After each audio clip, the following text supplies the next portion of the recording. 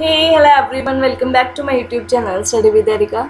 So guys, today we will do our last part of chapter number 3 fiber to fabric, जिसके last 2 pages करेंगे 24 and 25. जल्दी से start करते हैं. Open your books with page number 24 and also make sure to subscribe the channel and press the bell icon. So देखो first पे आपको summary part दिया हुआ है. समरी हमने वैसे कल भी कर ली थी, कीवर्ड्स में भी काफ़ी कवर हो गई थी, तो जल्दी से रीड करते हैं.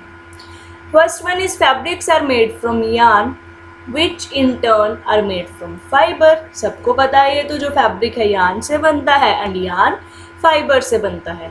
Fibre are either natural and synthetic. Fibre दो तरह के होते हैं, हमने कल भी देखा था, नेचुरल एंड सिंथेटिक. नेचुरल जो हमें प्लांट्स और एनिमल्स से मिलते हैं जैसे कि cotton, wool, silk and jute. And synthetic मतलब आर्टिफिशियल जो हमारे मैन मेड होते हैं, केमिकल से बनते हैं, that are nylon and polyester.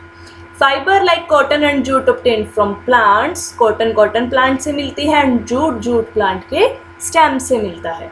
The process of making yarn from fibre is called spinning. यार्न बनाने का प्रोसेस फाइबर से क्या होता है? Spinning. And the last one is fabric from yarn is made by weaving and knitting. Weaving में हम 2 piece of yarn use करते हैं, नीटिंग में 1 पीस ऑफ यार्न यूज करते हैं. सो आई होप कि समरी पार्ट समझ आ गया होगा. So let's come to the exercise part. First question is classify the following fibre as natural and synthetic. आपको नीचे बहुत सारे फाइबर्स के नेम दिए होंगे, आपको बताना है इनमें से कौन सा नेचुरल एंड कौन सा सिंथेटिक है. First one is nylon. Nylon देखो आर्टिफिशियल है, केमिकल मेड है, सो दिस इज सिंथेटिक. वूल हमें एनिमल से मिलती है, so this is natural. Cotton plant से मिलती है, so this is also natural. Silk worm से मिलती है जो कि एक एनिमल है, this is also natural. Next one is polyester. Polyester एक आर्टिफिशियल है जो केमिकल से बनाया जाता है, सो ये हम किस कैटेगरी में रखेंगे? सिंथेटिक में.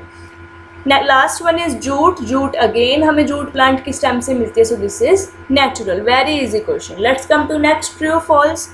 Yarn is made from fabric. Yes, sorry fibre. Yes, जो सारे यार्न है वो फाइबर से ही बनते हैं, चाहे वो फाइबर हो या ह्यूमन मेड है या नेचुरल है. Next is spinning is process of making fibre. जब हम फाइबर बनाते हैं हमारे प्लांट्स एनिमल से लेके, वो स्पिनिंग होता है. No, that process is ginning, इसलिए ये क्या हो जाएगा? False. Jute is the outer covering of coconut. No, jute outer covering of coconut नहीं, jute is outer covering of jute plant. Okay, so this is also false. D is the process of removing seeds from cotton is called ginning. Yes, this is true. ये B की जगह पे ginning ही आना था. Okay. Weaving of yarn makes a piece of fabric. जब हम weaving करते हैं yarn के साथ उससे fabric बन जाता है. Yes, this is true. F is silk fiber is obtained from the stem of a plant. No, क्योंकि silk किससे मिलती है हमें? animal से, silk worm से. Last one is polyester is a natural fibre. No, अभी हमने ऊपर देखा जो पोलिएस्टर है वो सिंथेटिक है, सो जी भी क्या हो जाएगा हमारा? False. Let's come to question number 3 that is fill ups. Plant fibres are obtained from dash and dash. Plant वाले फाइबर किससे मिलते हैं? कॉटन के प्लांट से एंड जूट प्लांट से.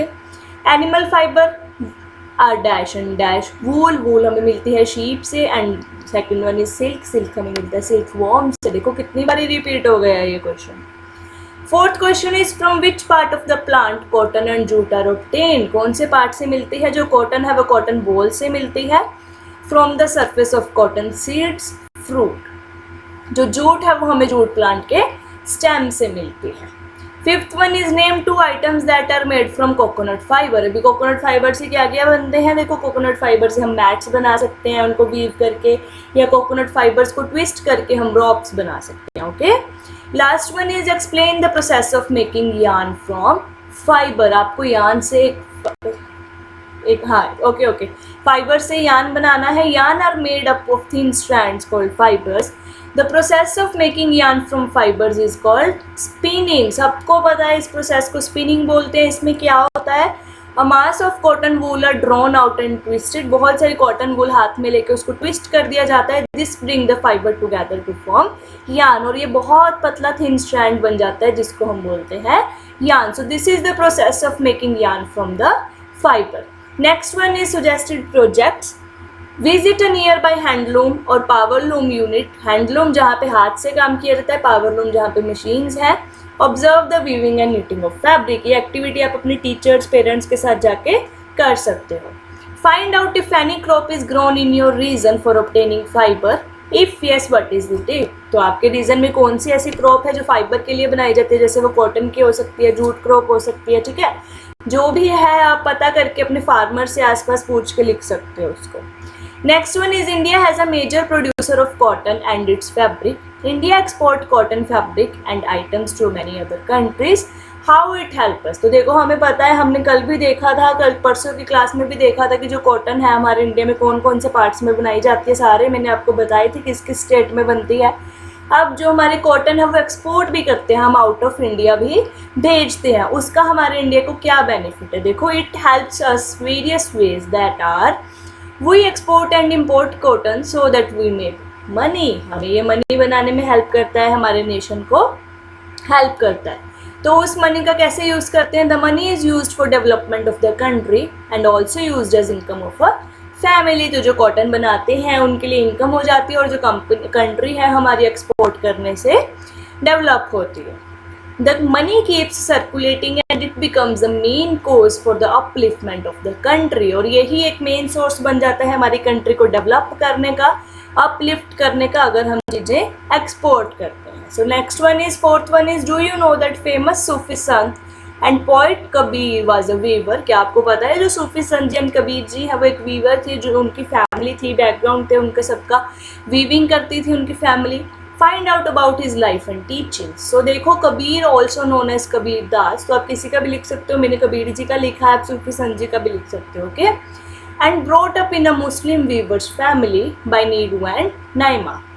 He was a mystic poet and a musician and was one of the important sons of Hinduism and also considered a Sufi by Muslims। तो वो Hinduism के भी बहुत अच्छे इंपॉर्टेंट संत थे, वो उनको बहुत मानते थे, एक पोइट भी थे, वो एक म्यूजिशियंस भी थे, और जो मुस्लिम थे वो उनको सूफी संत कह के बुलाते थे, ओके। और जो उनकी फैमिली थी, मुस्लिम फैमिली थी, वो क्या थे, वेवर्स थे। Last one is, you can do an activity to identify the yarn of a fabric under the supervision of your teachers और पेरेंट्स। तो अभी आपने इस एक्टिविटी में क्या करना है, आपने 5-6 कोई भी ऐसे यार्न कलेक्ट करने हैं, अलग अलग क्वालिटी के, कोई कॉटन का होना चाहिए, कोई जूट का, ठीक है, या कोई पॉलिएस्टर का ले सकते हो, कोई वूल का ले सकते हो। तो आपको क्या करना है, अपने पेरेंट्स या टीचर्स की सुपरविजन में ये टास्क करना है। पुल आउट 6-8 यार्न्स, कोई भी यार्न ले लेना, okay. Hold on end of the yarn with tong. Tong होता है जो वो चिमटा आपके किचन में भी यूज़ होता होगा, मम्मा चपाती बनाने के लिए यूज़ करती हैं, उसकी हेल्प से आपको जो यार्न है, जो आपने वो पीस लिया है यार्न का, उसको पकड़ के कैंडल की फ्लेम के ऊपर रख देना, और ऑब्जर्व करना है कि कैंडल की फ्लेम के ऊपर रख के जो आपका यार्न है वो श्रिंक हो जाता है या बर्न हो जाता है। तो आपको क्या पता चलेगा, अगर बर्न होगा तो उस यार्न की नेचर कोई और होगी, अगर श्रिंक होगा तो उस यार्न की नेचर कोई और होगी। देखो अगर आपका यार्न कॉटन का है तो वो बर्न नहीं करेगा, तो वो बर्न करेगा, श्रिंक नहीं करेगा। अगर आप कॉटन का यार्न कैंडल के ऊपर अपनी टोंग के हेल्प से पकड़ोगे तो वो बर्न कर जाएगा। इट मीन्स जो आपके हाथ में यार्न है वो कौन सा है, कॉटन क्लॉथ का। The burning yarn gives an odour similar to burning paper, और जब वो बर्न हो रहा होगा आपको जस्ट वैसा ही ऑर्डर लगेगा उसका जैसे एक बर्निंग पेपर का होता है। बट अगर आपके पास कॉटन की जगह कौन सा यार्न है, सिल्क का यार्न है, तो वो बर्न होने की जगह क्या हो जाएगा, श्रिंक हो जाएगा, ठीक है। It has order of chariot need. The wool yarn, third one पे अगर आपके पास वूल का यार्न है वो भी श्रिंक करेगा, बर्न करेगा, but it does not melt. It has a strong odour of burning hair, जैसे एक हेयर बर्न करते हो वैसे कुछ ऑर्डर आएगा उसमें। Last one is the synthetic yarn, जो ह्यूमन मेड है, जो आर्टिफिशियल मेड है, shrink and burn, they also melt and get out odour similar to the burning plastic. दोबारा सुन लो, अगर कॉटन का यार्न है तो वो बर्न करेगा, श्रिंक या मेल्ट नहीं करेगा। सेकेंड वन इज सिल्क का यार्न है तो वो श्रिंक करेगा, बर्न करेगा, बट मेल्ट नहीं होगा। थर्ड पे अगर आपके पास वूल का यार्न है वो भी सेम है नेचर, श्रिंक भी करेगा, बर्न भी करेगा, बट मेल्ट नहीं करेगा। बट अगर आपके पास सिंथेटिक यार्न है तो वो श्रिंक करेगा, बर्न करेगा एंड वो मेल्ट भी हो जाएगा। जैसे एक आप प्लास्टिक को आग लगा देते हो, प्लास्टिक को फ्लेम के ऊपर रखते हो, उसका ऑर्डर वैसे ही होगा। तो इस एक्टिविटी के थ्रू आप ये पता लगा सकते हो कि आपके पास किस तरह का यार्न है। ये नहीं करना कि पूरा पूरा फैब्रिक ही जला दो, ठीक है, और प्रॉपर पेरेंट्स एंड टीचर्स के सुपरविजन में करनी है activity. Okay, so I hope कि आपको ये चैप्टर समझ आया होगा। फाइबर टू फैब्रिक तक का जो हमारा सफ़र था वो आपको अच्छा लगा होगा। हमने सारे क्वेश्चंस भी कवर अप कर लिए। If any doubt in this chapter you can ask in the comment section. Class अच्छी लगी हो तो share it with your friends also. I will see you soon with a new chapter, new pages in the next video. Till then take care and bye bye.